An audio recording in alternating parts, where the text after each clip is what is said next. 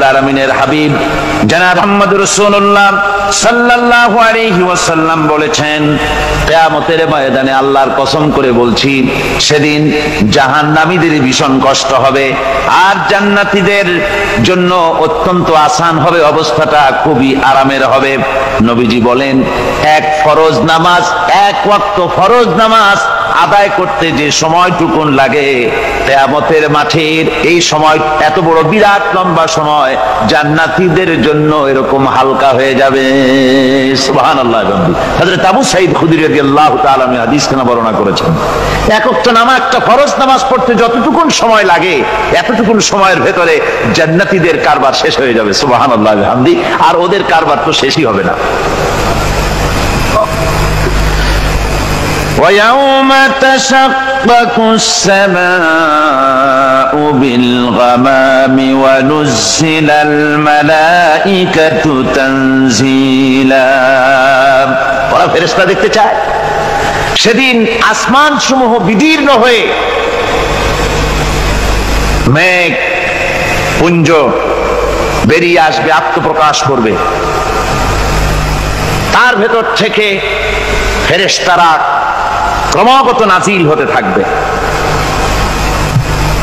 আর অবস্থাটাই হবে, আল মুলকু ইয়াউমাইযিনিল হাক্কু লিররহমান ওয়া কানা ইয়াওমান আলাল কাফিরিনা আসীরা।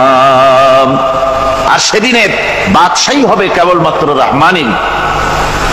ওয়া কানা ইয়াওমান আলাল কাফিরিনা আসীরা। আর সেই কিয়ামতের দিন, সেই সময়টা হবে কাফেরদের জন্য বড়ই কঠিন।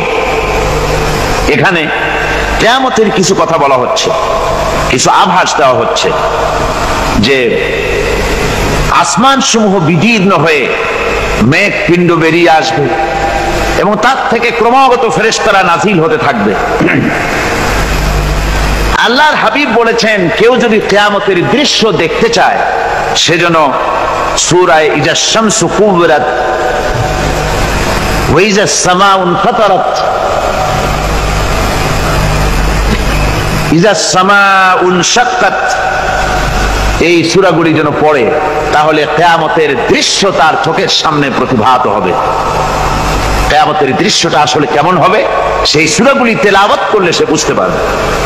যেমন আল্লাহ পাক বলছেন, إذا السماء فطرت وإذا الكواكب انتثرت وإذا البحار فجرت وإذا القبور بعثرت। যখন আকাশসমূহ চূর্ণ বিচূর্ণ হয়ে যাবে আর তারকাসমূহ বিক্ষিপ্ত হয়ে পড়বে, সমুদ্র মহাসমুদ্রগুলি দীর্ণ বিদীর্ণ হয়ে যাবে, কবরগুলি সব উদ্গীরণ করে দেবে, তার মধ্যে যা আছে সে সবগুলি। আবার আল্লাহ পাক বলেন, ইযা শামসু কুবিরাত ওয়া ইযান নুজুমুন কাদারাত ওয়া ইযাল জিবালু সুয়্যিরাত। সূর্য যখন ঢেকে যাবে, তারকাগুলি যখন বিপর্যস্ত হয়ে যাবে আর পাহাড়গুলি যখন চালিয়ে দেওয়া হবে, এই দৃশ্য তোমরা দেখতে পাবে। فإذا النجوم طمست وإذا السماء فرجت وإذا الجبال نسفت। সেদিন অবস্থা এমন হবে, সমস্ত তারকাগুলি স্তিমিত হয়ে যাবে আর আকাশসমূহ দীর্ণ বিদীর্ণ হয়ে যাবে। আর দেখতে পাবে পাহাড়গুলি, সমস্ত পাহাড়গুলিকে উড়িয়ে দেওয়া হবে। আবার অবস্থা আরো কি হবে, فإذا برق البصر وخسف القمر وجمع الشمس والقمر।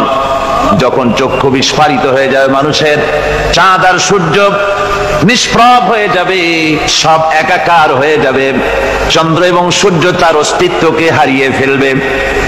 শুধু তাই নয়, ওয়াহুমিলাতিল আরদু ওয়াল জিবালু ফাদুক্কাতা দাক্কাতাও ওয়াহিদা, জমিন ও পাহাড়গুলির মধ্যে সংঘর্ষ লাগিয়ে দেওয়া হবে, আর তা এক ধাক্কায় জমিন এবং সমস্ত পাহাড়গুলি চূর্ণ বিচূর্ণ হয়ে যাবে।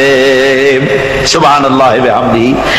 আল্লাহ রাব্বুল আলামিন বলছেন এইভাবে করে কিয়ামতের দৃশ্য, বিভীষিকাময় দৃশ্য তোমরা দেখতে পাবে।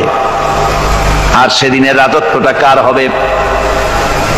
আল মুলকু ইয়াউমাইযিনিল হাক্কু লিররহমান, সেদিনের রাজত্ব হবে কেবলমাত্র রহমানের। অর্থাৎ যেসব কৃত্রিম বাদশাহী দেখে তোমাদের চোখে ধাঁধা লেগে গিয়েছে, তোমাদেরকে দুনিয়ার বাদশাহী দেখে তোমরা ধোঁকায় পড়ে গিয়েছো, এসব বাদশাহী কিছুই টিকবে না সেদিন। সেদিন শুধু বাদশাহী থাকবে একমাত্র আল্লাহ পাকের। কার থাকবে বাদশাহী? যারা বলেন কার? আল্লাহ রাব্বুল আলামিন যখন কিছুই থাকবে না ঘোষণা করবেন লিমানিল মুলকুল ইয়াউম লিল্লাহিল ওয়াহিদুল কাহ্হার। আজকে কার রাজত্ব? চারিদিক থেকে আওয়াজ আসতে থাকবে, পরাক্রমশালী আল্লাহ রাব্বুল আলামিন ইনি রাজত্ব আর কারণ নয়। হাদিস শরীফে এসেছে, বুখারী মুসলিম শরীফের হাদিসে এসেছে, আল্লাহর নবী বলেন আল্লাহ রাব্বুল আলামিন তখন তার এক হাতে আকাশ মণ্ডলীকে ধারণ করবেন, আর এক হাতে জমিনকে ধারণ করবেন। আকাশ মণ্ডলী এক হাতে, জমিন এক হাতে। এভাবে আল্লাহ রাব্বুল আলামিন বলবেন আইনাল জাব্বারুন আইনাল মুতাকাব্বিরুন, কোথায় সেই স্বৈরাচারীরা, কোথায় সেই দুর্বিনীত অহংকারী স্বৈরাচার যারা আমার জমিনের উপরে আমার মানুষের উপরে রাজত্ব চালিয়েছে, তারা আজকে কোথায়? কোথায় সেই অহংকারীরা? আল্লাহ পাক সেদিন যে বলবেন, সেদিন তো বলবেন, কিন্তু দুনিয়ার মাঝেও স্বৈরাচার যারা, অহংকারী যারা, তাদের শাস্তি পৃথিবীর বুকেও দেন, আর সেদিন তো দিবেনি। কত স্বৈরাচার আমরা দেখলাম, কত অহংকারী দেখলাম, যাদের তর্জনী হেননে লক্ষ কোটি কোটি মানুষ উঠতো আর বসতো। তাদের জিল্লাতির সঙ্গে আল্লাহ রাব্বুল আলামিন কতজনকে বিদায় করে দিলেন। ফুলের মালা নিয়ে কুলাতে পারে নাই, পা থেকে শুরু করে গলা পর্যন্ত ফুলের মালা দিয়া ডুবাই দিল ভক্তরা। আবার আল্লাহ রাব্বুল আলামিন এমন শাস্তি দিলেন, ফুলের মালার পরিবর্তে জুতার মালা নিয়ে জেলের মধ্যে ঢুকাইয়া দিলেন। ঠিক কিনা গণ? অহংকারী আর স্বৈরাচার যারা হয়, আল্লাহ পাক এভাবে তাদের দৃষ্টান্ত দেখিয়ে দেন। আমরা কত দেখলাম, 9 বছরের রাজা 10 বছরের সাজা। পৃথিবীর মুখে যারা অহংকার করে, যারা স্বৈরাচার হয়, আল্লাহর আইনকে যারা বৃদ্ধঙ্গুষ্টি প্রদর্শন করে, আল্লাহ পাক তাদের জমিনেও দেখান। এখানে চূড়ান্ত ফয়সালা আল্লাহ করেন না, আসল ফয়সালার জায়গা তো আছেই, তবে এখানে নমুনা দেখায় দেন।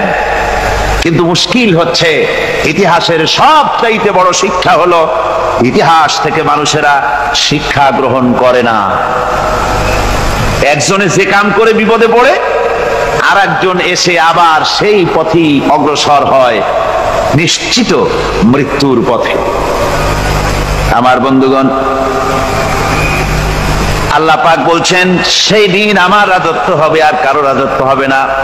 ওয়া কানা ইয়াওমান আলাল কাফিরিনা আসীরা, আর ওই দিনটা, ওই কিয়ামতের দিন হবে কাফেরদের জন্য সবচাইতে কঠিন। সবচাইতে কঠিন হবে কাদের জন্য? কাফেরদের জন্য। কাফের কারা?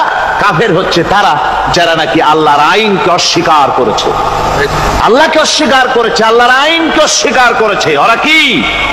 কাফের। কুফর শব্দের অর্থ হচ্ছে গোপন করা। এই জন্য অন্ধকার রাতকে আরবিতে কাফের বলা হয়েছে, অর্থাৎ যা সব জিনিসকে অন্ধকার দিয়ে ঢেকে দেয়। তো কুফর হচ্ছে সেই জিনিস যা মহাসত্যকে ঢেকে দেয়, সত্যকে, মহাসত্যকে ঢেকে দেয় যে জিনিস, সেটাকে কুফর বলা হয়। আর এই কাফের অন্ধকারে ঘুরে মরে, সে কোন আলোর খোঁজ পায় না। আল্লাহ রাব্বুল আলামিন বলেন, কাফেরদের কথা এখন শোনাচ্ছেন আল্লাহ পাক, ওয়াল্লাযীনা কাফারু আউলিয়াউহুমুত তাগুতু ইউখরিজুনাহুম মিনান নূরি ইলাজ যুলুমাত। যারা কাফের, যারা কুফরি অবলম্বন করেছে, তাদের সাহায্যকারী আর পৃষ্ঠপোষক হচ্ছে তাগুত। তাগুত বলা হয় সেই শক্তিকে যে শক্তি শুধু নিজেই আল্লাহর আইন অমান্য করে বসে থাকে না, বরং অন্যদেরকেও আল্লাহর আইন অমান্য করতে বাধ্য করে। ওদেরকে আরবিতে কি বলা হয়? তাগুত বলা হয়। আর এই তাগুতি শক্তি, এই তাগুত হয় তার সাহায্যকারী, যা তাকে আলো থেকে টেনে অন্ধকারের ভেতরে নিয়ে যায়। আর কাফের হচ্ছে আল্লাহ পাকের ভাষায়, অর্থাৎ কোরআনের ভাষায়, কাফের হচ্ছে সবচাইতে নিকৃষ্ট প্রাণী, সবচাইতে নিকৃষ্ট জীব। মহাসত্যকে যারা অস্বীকার করেছে, যারা আল্লাহকে মানে না, যারা আল্লাহর কোরআনকে মানে না, যারা ইসলামকে স্বীকার করে না, তারা সবচাইতে নিকৃষ্ট প্রাণী। আল্লাহ রাব্বুল আলামিন বলেন, ইন্না শাররাদ দাওয়াবি ইনদাল্লাহিল্লাযীনা কাফারু ফাহুম লা ইউমিনুন। নিশ্চয়ই আল্লাহর জমিনে সব বিচরণশীল জীব যত আছে, আল্লাহ বলছেন আমার জমিনে বিচরণশীল জীব যত আছে, তার মধ্যে সবচাইতে নিকৃষ্ট প্রাণী হলো যারা ঈমান আনে নাই, যারা বিশ্বাস করে না আমি আল্লাহকে, যারা পরকালকে বিশ্বাস করে নাই, যারা কোরআনকে বিশ্বাস করে নাই, যারা ইসলামকে বিশ্বাস করে নাই, পৃথিবীর মধ্যে তারা সবচাইতে নিকৃষ্টতম প্রাণী। আল্লাহ বলেন শুধু নিকৃষ্ট জনক, নিকৃষ্ট প্রাণী বললেই সারে না, এরা হলো চতুষ্পদ জানোয়ারের মতো। কে বলতেছেন? আমি বলছি না, কিন্তু আল্লাহ পাক বলতেছেন চতুষ্পদ জানোয়ারের মতো কাফেরেরা। وَمَثَلُ الَّذِينَ كَفَرُوا كَمَثَلِ الَّذِي يَنْعِقُ بِمَا لَا يَسْمَعُ إِلَّا دُعَاءً وَنِدَاءً। এই কাফেরদের দৃষ্টান্ত হচ্ছে সেই রাখালের মতো, যে রাখাল তার পশুদেরকে ডাকে, আর ওই পশুরা একটা ডাক শোনে মাত্র, কিন্তু কি যে বলে তা তো পশুতে বোঝেন। কথা বুঝতে পেরেছে? সুম্মুন বুকুমুন উমিয়ুন ফাহুম লা ইয়াকিলুন। এরা বোবা, এরা বধির, এরা অন্ধ, এ কারণেই কোনো কথা বোঝে না। এরা চতুষ্পদ জানোয়ারের চাইতেও নিকৃষ্ট। যাদেরকে আমি আল্লাহ বলেন, যাদেরকে আমি চোখ দিলাম, চোখ থাকতে হক দেখলো না, সব দেখলো। হক দেখে নাই চোখ দিয়া, এই চোখ দিয়া সব দেখলো। নারীর সৌন্দর্য উপভোগ করলো, আর নারীর অঙ্গ প্রত্যঙ্গ নিয়ে নানা ধরনের গল্প লিখলো, কবিতা লিখলো, কিন্তু এই সৌন্দর্য যিনি দিলেন তারেও চিনল না। আছে না কত কবি আমাদের দেশে? আমার দেশের সেই কবি জাতীয় পুরস্কার পায় যে কবি নারীর বিশেষ বিশেষ অঙ্গ নিয়ে বেশি করে নির্লজ্জ কবিতা লিখতে পারে, ওই হলো সবচেয়ে বড় কবি। আমার বন্ধুগণ, একজন বুজুর্গ ব্যক্তি তিনি পথ দিয়ে যাচ্ছিলেন, তো সে পথে এক সুন্দরী যুবতী মেয়েকে দেখে সেই যুবতী মেয়ের দিকে এই বুজুর্গ ব্যক্তি এক নজরে তাকায় আছে।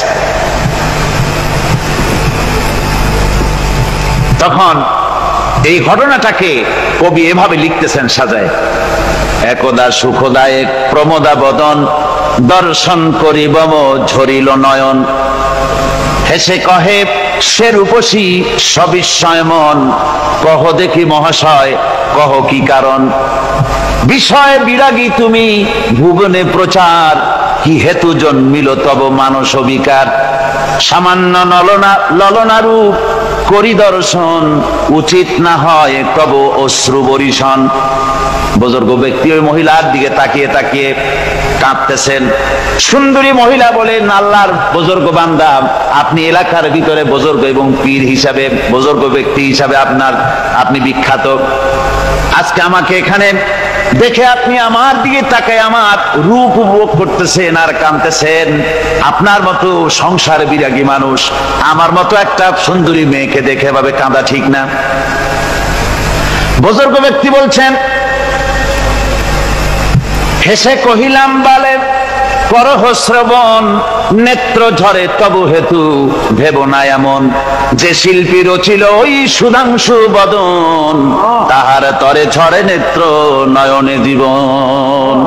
আল্লাহর বান্দি, আমি তোমাকে দেখি কান্দি না, আমার চোখে পানি বেরিয়ে গেছে। তোমারে দেখে আমি মনে মনে ভাবলাম, এত সুন্দর করে যিনি মানুষ বানিয়েছেন, না জানি ওই আল্লাহ রব্বুল আলামিন কত বড় সুন্দর। আমার ভাইরা, সুতরাং চোখ থাকতে ওরা আল্লাহ রাব্বুল আলামিনের কুদরত ওরা দেখে নাই, কান থাকতে কোরআনের আওয়াজ ওদের কানের মধ্যে ঢোকে নাই, বিবেক থাকতে আল্লাহর দ্বীনকে বুঝতে পারে নাই, চিন্তা করতে পারে নাই। আল্লাহ রাব্বুল আলামিন বলেন, উলাইকা কাল্লানাম, এরা হলো চতুষ্পদ জানোয়ার, বালহুম আদাল, শুধু জানোয়ার না, জানোয়ারের চাইতেও নিকৃষ্ট। এমনই জানোয়ার, আল্লাহ বলেন শুধু জানোয়ার না, জানোয়ারের মতো শুরু খায় জনমের মতো। ওয়াল্লাযীনা কাফারু ইয়াতামাত্তাউনা ওয়া ইয়াকুলুনা কামা তাকুলুল আনআম। এই কাফেরগুলির কাম শুধু ফুর্তি করা, গান বাজনা, নাটক, গল্প, এই সব কাজ তাদের। নামাজ নাই, রোজা নাই, আল্লাহর চিন্তা নাই, তাহাজ্জুদ নাই, পরহেজগারি নাই, শুধু গান আর নাচ। দেখেন না ফুর্তি। এই যে 1 জানুয়ারি রাত 12টার সময় আমার ঘুম ভেঙে গেল, এই যেখানে আমি ছিলাম, বিকট আওয়াজ। আমি মনে করলাম পাশের বাড়ি বুঝি ডাকাত পড়ছে। পরে বাড়িওয়ালা আমাকে বললেন যে ডাকাত না, বোধহয় এই নিউ ইয়ার সেলিব্রেট হচ্ছে, নতুন বৎসর উদযাপন হচ্ছে, বোমা দিয়ে শহরবাসীর আরামের ঘুম হারাম করে এগুলি করা হচ্ছে। এ তো গেল 1 জানুয়ারি। আর যখন আমাদের নিজেরটা যখন আসে, অর্থাৎ 1 বৈশাখ, তখন দেখছেন অবস্থা 1 বৈশাখে। এবছর আমাদের দেশে 1 বৈশাখে ঢাকায় যে দৃশ্য আমি টিভির মধ্যে দেখলাম, তাতে আমার মনে হয়নি যে 12 কোটি মুসলমানের দেশে রাজধানীতে এই দৃশ্য হচ্ছে। আমার মনে হচ্ছিল এটা বুঝি কলকাতা অথবা অন্য কোনো শহর হবে। আমি দেখলাম সমস্ত যুবক যুবতী, নারী পুরুষ, বিভিন্ন বয়সের লোক সব একসঙ্গে রাস্তায় নেমেছে, নাচতেছে। তার মধ্যে বুদ্ধিজীবী আছে, শিক্ষিত লোক আছে, সমানে নাচতেছে। আর তাদের মুখোশ পরা, বানরের মুখোশ, কুকুরের মুখোশ, শূকরের মুখোশ, ঘোড়ার মুখোশ, পাপী শিয়ালের মুখোশ, এই মুখোশ পরে এভাবে নাচতেছে। আমি চিন্তা করলাম, নববর্ষের সাথে কুত্তার মুখোশের সম্পর্ক কি? নববর্ষের সাথে পাপী শ্রীগালের মুখোশের সম্পর্ক কি? তাহলে ওরা কি বলতে চায় যে আগামী বছরটা আমরা কুত্তার ভূমিকায় অ্যাক্টিং করব, অথবা শ্রীগালের মতো ধূর্তামি করব জাতির সাথে? তারপরে কি করলো? সকাল বেলায় যুবক যুবতী 1 বৈশাখ সূর্য উদয়ের আগে রমনা লেকের পাড়ে গিয়ে সব দাঁড়িয়েছে বাসন্তী রঙের শাড়ি পরে। তারপরে সেখানে দাঁড়িয়ে সূর্য উদয়ের পানে তাকিয়ে সকাল বেলায় ভাবে করজোর করে বলছে, এসো হে নববৈশাখ স্বাগতম হে। নববৈশাখ অলক্ষে বোধহয় এটা শুনে বলতেছে, বাবাজিরা আমারে ডাকতেছো, অপেক্ষা করো, আমি আসতেছি। আমারে ডাকতেছো, আমি আসতেছি, কোমরে গামছা বেঁধে আসতেছি, 225 মাইল স্পিডে আসতেছি, 30 ফুট উঁচু জলোচ্ছ্বাস নিয়ে আসতেছি, নববৈশাখের মজা সাত চাকায়। আমার ভাইরা, মুসলমান নববর্ষ উদযাপনের সাথে মুসলমানের কিসের সম্পর্ক? মুসলমান যদি এই দিন উদযাপনই করে, তাহলে তাকে করতে হবে ফজরের নামাজ পড়বে, মুসলমান নববর্ষ উদযাপন করবে, ফজরের নামাজ পড়বে, তারপরে কোরআন শরীফ তেলাওয়াত করবে, দরুদ শরীফ পড়বে, আল্লাহর দরবারে হাত তুলে বলবে রব্বুনা রাব্বিন, একটি বছর পার করে দিলাম, নাফরমানি ছাড়া কিছুই তো করি নাই, বিগত বছরে যা করেছি মাফ করে দাও, আগামী বছরটা গোটা জাতি আর দেশের জন্য কল্যাণকর মঙ্গলময় করে দাও। এটাই তো বলা উচিত ছিল নাকি বলে, তা না করে, তা না বলে বৈশাখের পরিচালককে না ডেকে সরাসরি বৈশাখকে আহ্বান করা হয়েছে, আর বৈশাখ আহ্বান করার মজা জনমের মতো দেখাই দিয়েছে।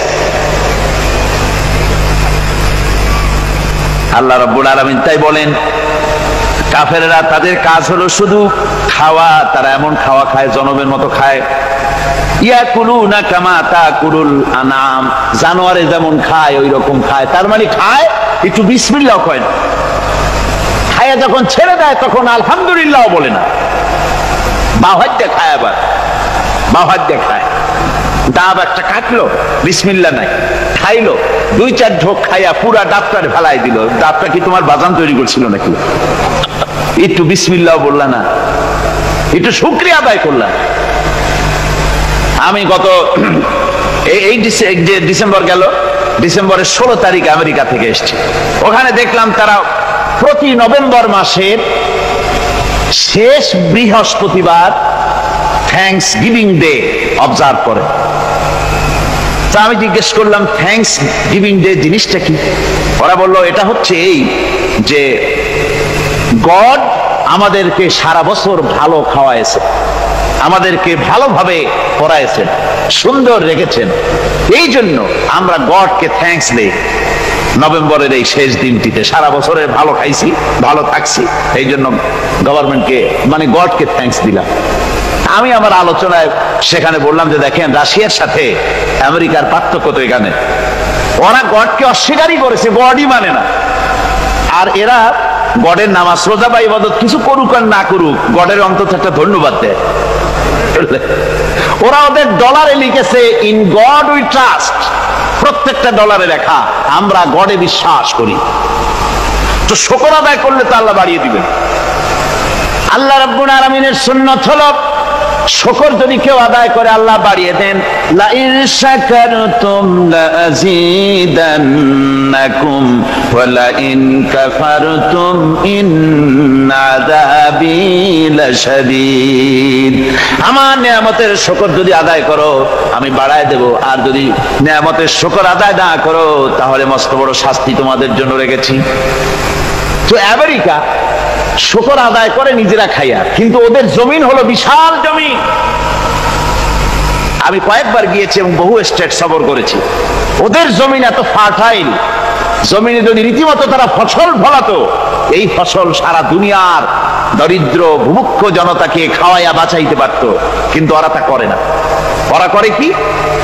ওরা মুনাফার হার, বাজার দর ঠিক রাখার জন্য নির্দিষ্ট পরিমাণ জমিনের ফসল ফলায়, কিন্তু জমিন এতই উর্বর ওদের মেজারমেন্ট করা, মাপ করা, হিসাব করা ফসল হয় না, ফসল হয় বেশি। তখন বাড়তি ফসলকে তারা প্রতি বছর লক্ষ লক্ষ টন আলু আর গমকে তারা সমুদ্রে নিক্ষেপ করে।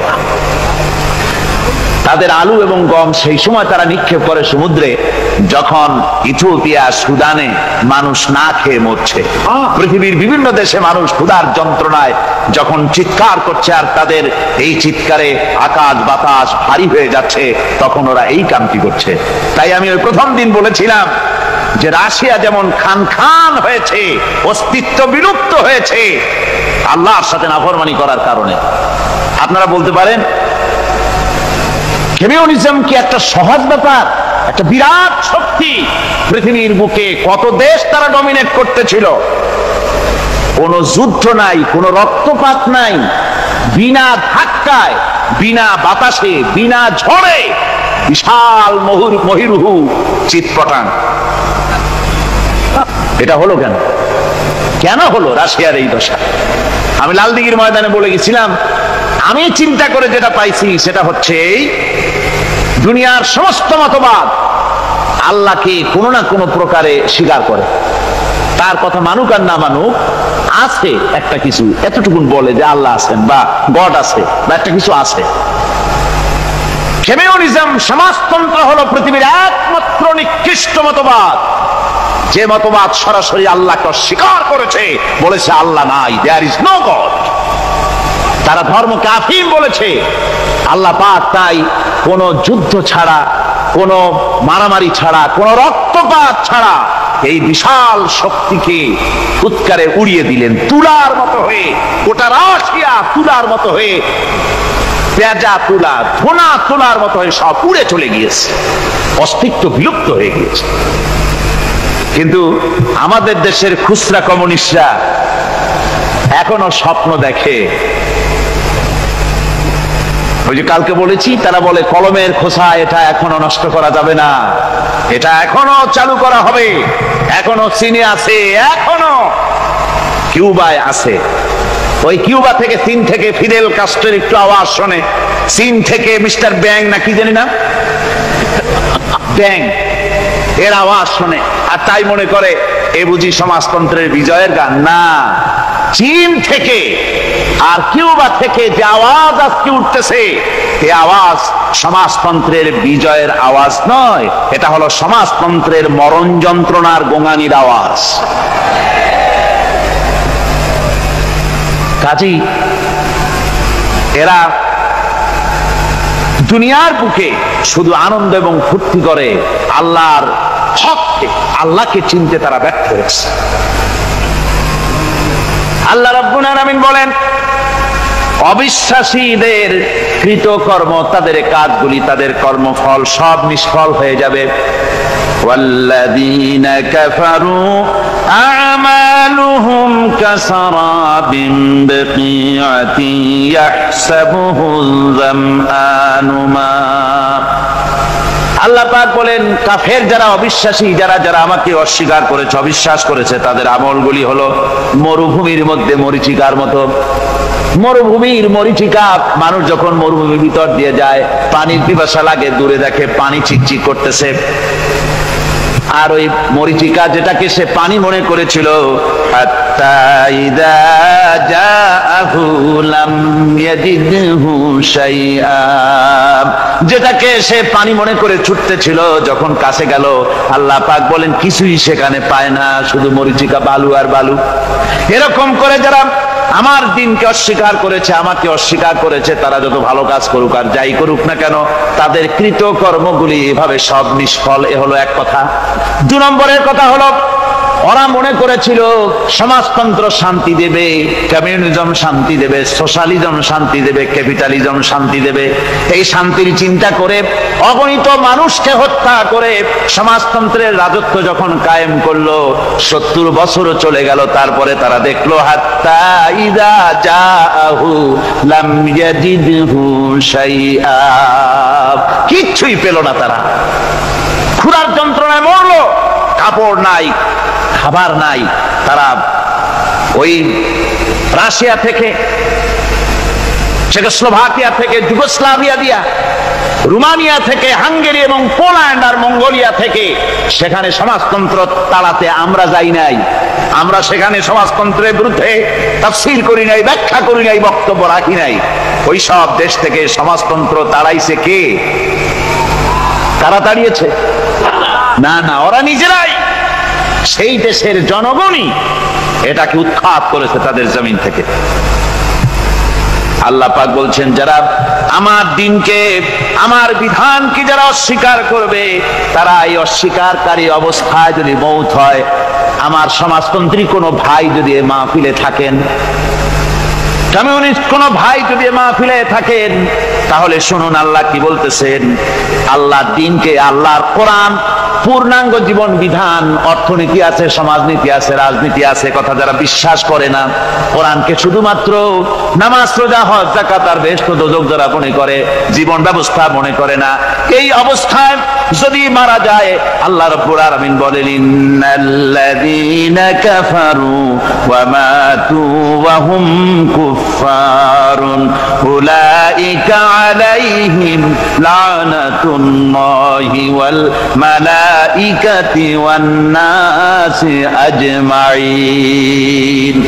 আল্লাহ রাব্বুল আলামিন বলেন, আমাকে অস্বীকার করার অবস্থায়, আমার দ্বীনকে, বিধানকে অস্বীকার করার অবস্থায় যদি মউত হয়ে যায়, তাহলে আল্লাহ, ফেরেশতা এবং तमाम পৃথিবীবাসীর অভিসম্পদ তার উপরে হতে থাকে, লানত হতে থাকে। খালিদিনা ফিহা লা ইউখাফফাফু আনহুমুল আযাবু ওয়া লা হুম ইউনজারুন। এই অভিসম্পদ অবস্থায় তারা সব সময় লিপ্ত থাকবে, না তাদের আযাবকে কমায় দেওয়া হবে আর না তাদের কোন রকম অবকাশ দেওয়া হবে। এখন আরো মজবুত কথা